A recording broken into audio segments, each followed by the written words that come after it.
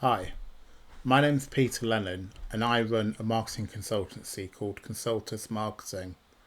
Today, I want to talk to you about Google Adwords and pay-per-click measurement metrics. So I want to explain a quick diagram here about how you can measure the success of your Google AdWords campaigns. So there's a lot of terminology in digital marketing. So the first one is clicks, and that's the amount of times that your advert is shown and the amount of times that somebody physically clicks on it. When an advert is shown, it's called impressions. So on the example here, you can see on this advert, there was almost 100,000 impressions and there were 7,292 clicks, which actually equates to something called CTR. So the amount of clicks versus the impressions is called CTR, or click-through rate. And in the example in the table above, it's 7.71%. But simplistically, if your ad is shown 100 times and you get one click from it, the click-through rate would be 1%. Next column across is cost, and that's physically how much you spent on the sum total of all of the campaigns you're running, or if you're looking at an individual campaign, how much you spent on that actual campaign. The next one, average position, it shows as 1.8 in the table diagram. It's normally out of 4, so Google has 4 slots available for adverts, and according to the bidding auction, how much you're prepared to pay and for what keywords, you will rank in position 1, 2, 3 or 4. And this score is the average of your ranking for the campaign or all of your campaigns in the auction. So 1.8 is not a bad score actually. It's on average the second result out of the 4 results that Google is likely to display.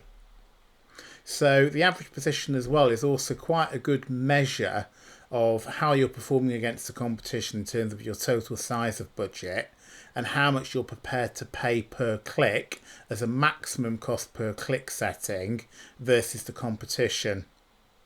The next one is the cost per conversion. Well, the first one to think about is, what is a conversion? Well, a conversion is a completed lead form which you can specify in the back end of Google Ads in terms of what you want to measure, in terms of what conversions or what forms you want to be included in your conversions.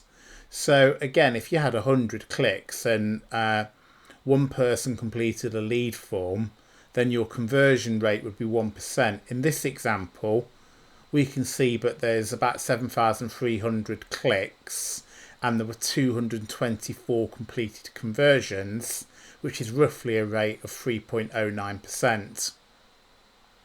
So the conversion rate percentage, that's another metric that is quite important. Generally speaking, you want that to be between 2.5% to about 5%, if not more. So at 3.09%, it's a reasonable conversion rate. That can be improved through enhancing your advertisement copy and your title description, and also including site links on your advert, so making your advert look bigger than the competition. That can all help you get more clicks, and ultimately, if your ad is good, you're more likely to get the audience to complete your lead form if your advert is consistent with the page that the user lands on, so you're not selling something that your page actually doesn't deliver. So what is the cost per conversion? Well, simplistically, it's the total amount you spend. So if you spend, let's say, £10,000 and you get 100 completed conversions, in this example I've used lead forms, then the cost per conversion is £100. Sometimes it's called CPL, cost per lead. You can see actually in the table above the cost was 19,721 and 33p. And there were 224 conversions. So each one of those conversions has cost £87.69p. The conversions, the number 224 in the example is just the physical amount of conversions you've achieved. You can decide what counts as a conversion in the back end of Google AdWords, and I'll do another session on that in terms of how you set up the conversion tracking in Google AdWords and also Google Analytics, now called GA4. Phone calls is something else that's measured, so that is how many phone calls have been generated through your ad.